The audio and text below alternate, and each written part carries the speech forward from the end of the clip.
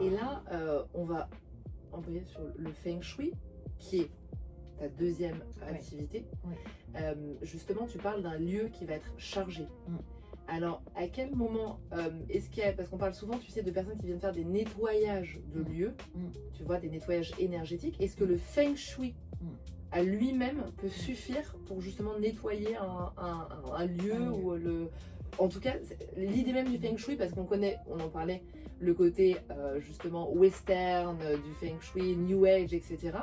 Aujourd'hui, pour la plupart des gens, c'est juste changer un meuble, tu vois, de mettre le... Je crois que la plupart des gens connaissent le positionnement du lit, c'est-à-dire vers le nord, le sud, etc. Mais qu'est-ce que c'est vraiment le Feng Shui? Alors le Feng Shui, c'est l'art de transformer un lieu utilitaire en lieu aux ressources. Ok.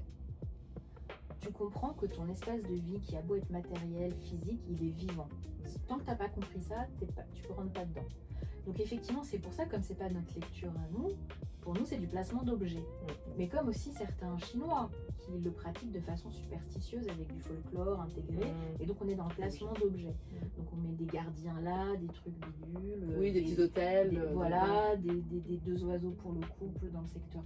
Enfin, bref, donc voilà, tout ça c'est une importation et du marketing qui n'a rien à voir avec le Feng Shui, qui est comprendre dans quelle maille tu t'inscris dans la maille spatio-temporelle.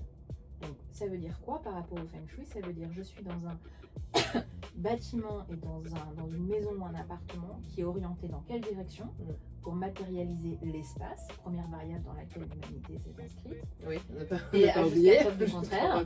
Et la deuxième variable, c'est le temps.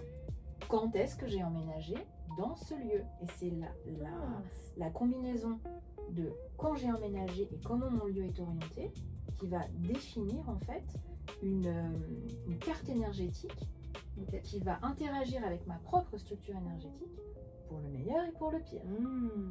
Tout le monde peut faire l'expérience, justement pour être un peu dans le subtil, tout le monde a fait l'expérience de rentrer dans un lieu et de se dire je n'habiterai jamais là, c'est chargé, j'aime pas cet endroit, même sans qualifier, je me sens pas bien, voilà.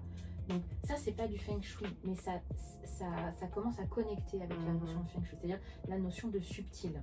Donc le Feng Shui c'est ça en fait, c'est l'étude du potentiel énergétique d'un lieu dans lequel tu vas t'inscrire, dans lequel tu vas faire tes racines, et donc qui va ou te porter, ou t'anéantir, ou t'entraver, selon la qualité énergétique qui est là, la qualité en soi et la qualité par rapport à toi. Donc c'est vraiment synchroniser la structure énergétique d'un lieu. Tiens, ce lieu est orienté comme ça. Donc moi, en tant qu'expert Feng Shui, j'ai des calculs à faire de grilles pour qualifier l'énergie dans chaque pièce par rapport aux orientations.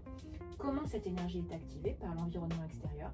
Est-ce que c'est un environnement extérieur qui est porteur, qui est sain, qui est... alors là, c'est carrément du visible, visuel, c'est-à-dire, qu'est-ce que je vois par la fenêtre? J'ai la vue sur le parking, j'ai la vue sur les poubelles, j'ai la vue sur une maison en ruine, j'ai la vue sur un pylône. Et ça, c'est pareil, c'est quand même, je veux dire, quand tu réserves des vacances ou une table de restaurant, tu préfères te mettre dans un endroit qui va être mieux qu'un autre.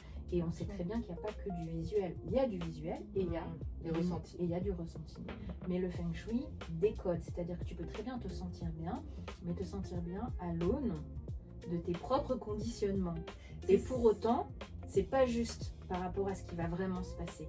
Et c'est là où le Feng Shui t'aide, c'est-à-dire que c'est au-delà des apparences, au-delà des ressentis, au-delà des conditionnements, il y a aussi une partie qu'on pourrait dire scientifique, technique, de calcul.